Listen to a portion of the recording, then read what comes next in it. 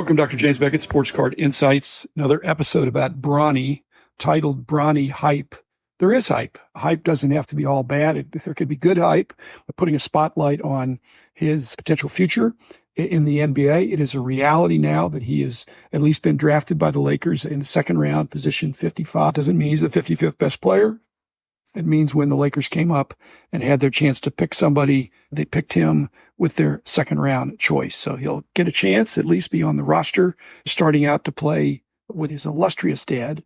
First of all, thanks sponsors, Topps, Panini, Upper Deck, Heritage Auctions, Huggins Scott Auctions, Mike's Stadium Sports Cards, Burbank Sports Cards, ComC.com, and Beckett Media, Beckett Grading, Beckett Authentication. I mean, everybody in the hobby, all the sponsors, everybody benefits if Bronny does well. Not wishing him ill. In fact, I pray for his health. I had a heart attack. It's a very devastating thing. Apparently, he had a congenital problem they say has been fixed. But I can just tell you from my experience, once you've had a heart attack and been near death in that sense, you're wondering, could it happen again? So there's just a little small voice in the back of your mind that I used to play basketball to exhaustion.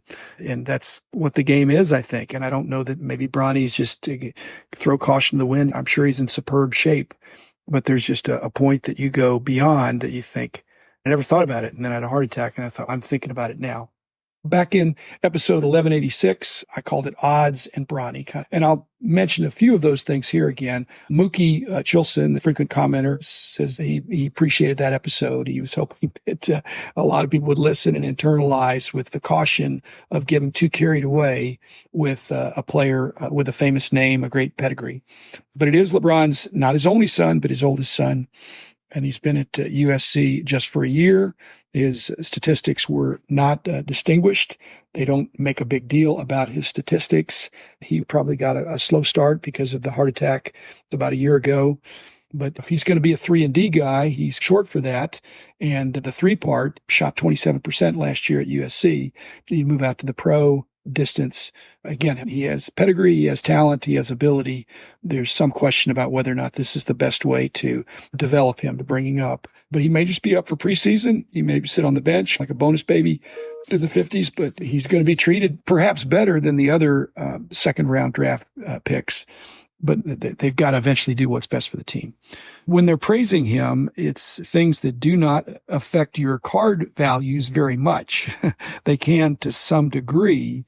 Card industry, the hobby loves potential. And the fact that he is a person of high character and he works really hard, those are all good things. He's certainly got something to prove and he's going to work at it. A high work ethic is great.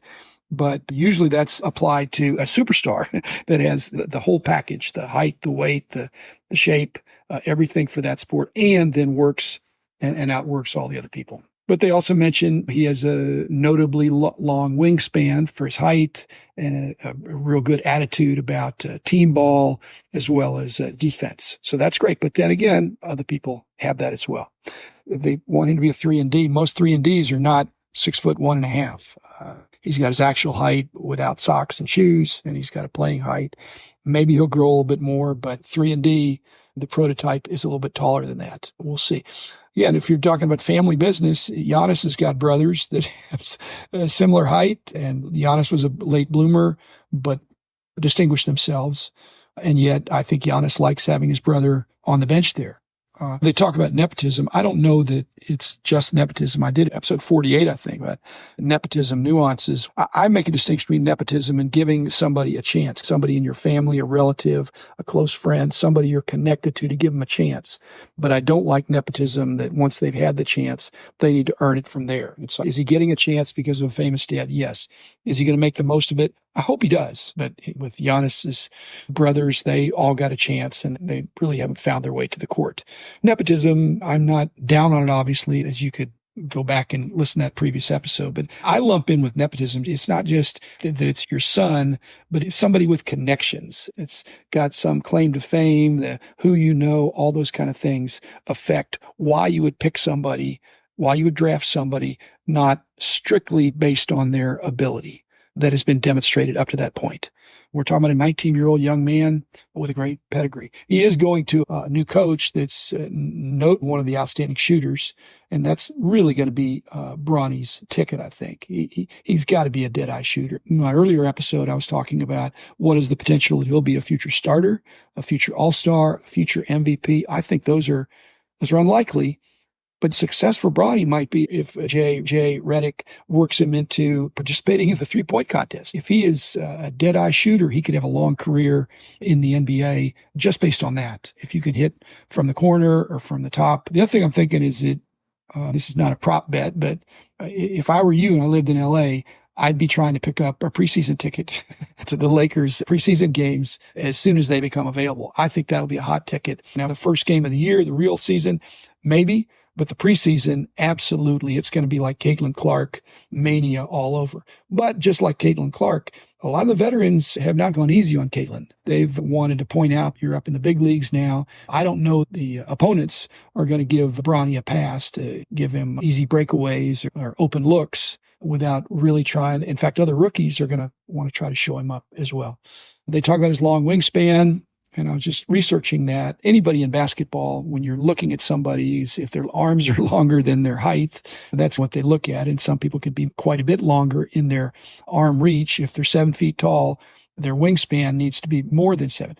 The shortest wingspan, I think, in the NBA recently is JJ Barea. Now, first of all, he's not that tall, but his wingspan is not extra short. It's just normal. My wingspan, I'm 6 feet tall, and I probably have about a 6-foot wingspan. My arms are not short. Played on a really good high school team. I don't know that he was the absolute best player on his high school team, but it was a great team. He wasn't the best player on the USC team. Speaking of USC, some of the commentators have mentioned D'Anthony Melton, who's 5 or 6 years older than Bronny, but similar style, similar size. He's a rotation player for sure, and probably going to get a free agent, go to a new team. Then you think about Kyrie Irving. About the same size, and he's amazing, but he doesn't get as much hobby love as you would think. Donovan Mitchell, maybe similar in the sense that actually he wasn't as touted coming out in college, but he developed his offensive game for sure. Maybe that's Bronny's target because they're both stout guys. They're not frail. So maybe he grows into a Donovan Mitchell type player. If he does, that's a huge victory. But it's not enough just to say I'm LeBron's son. In the card world, what has Ken Griffey Jr.'s superstardom done for Ken Griffey Sr.? Now, I don't see a lot of people going strong after Ken Griffey Sr., who also was a really good player. The comparison that is unfair is to compare Bronny to his dad. The other comparison that people like to do is compare Michael Jordan to LeBron James. And when you do, in my mind of watching both of them play in their prime, I see LeBron as 2 inches taller, 20 pounds heavier, more muscled, also a great shooter of all the things, also involved his teammates, also a great defender. I think LeBron even had more defensive versatility of defending 1 through 5, which is pretty amazing. Okay, so what do you do in the hobby if you're curious about Bronny?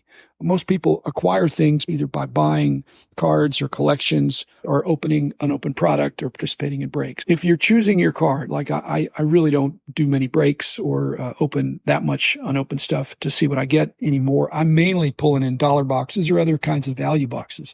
Therefore, I am able to pick exactly what I want. And so I'm bullish on anything I pick out. I don't think in the dollar box I'm going to see any decent Bronnies. A base Bronny, the first year, they're going to be rookie cards. So I don't think they're going to be in there. I guess I'm on the record as saying I don't think it's going to be a great bet. When I think of prospecting, I'm trying to find somebody that's a diamond in the rough. Bronny probably is a diamond in the rough, but he's going to be priced like a spectacular diamond because there is potential, but we'll see. At any rate, so if you're putting down money to buy a specific card, then wanting the card, you're betting this is a good deal, that you won't see it for cheaper later. It's going to go for more. And I can't say that based on, it's impossible to predict the future.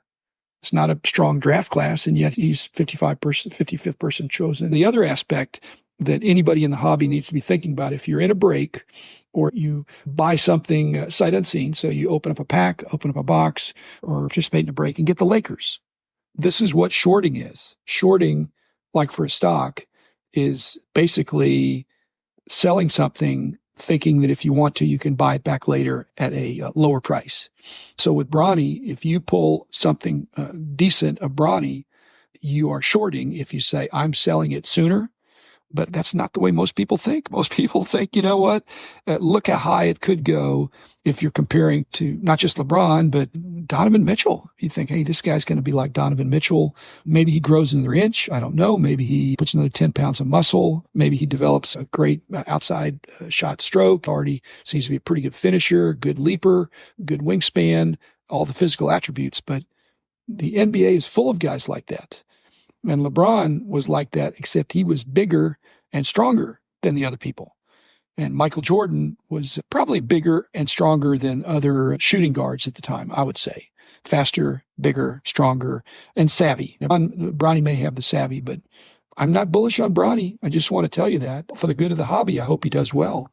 But it's very tough. When you see these guys in the D League, G League, when they're sent down, and the guy that can't get any time in the NBA gets 25 points easy in this next league down, that's probably what Bronny needs. He needs lots of minutes in that second tier league where he can fully develop his game with players that are his size, his speed, his age, or greater, and come to that level. So I'm hoping he makes it, everybody, but I wouldn't bet on it. I think it's a bad bet. So that's what I'm saying. I'm not changing from my previous opinion. I think anytime you see a lot of hype, that generally translates into higher prices than what a cold, hard, analytical look would suggest.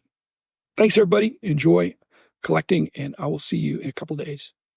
The man in the house who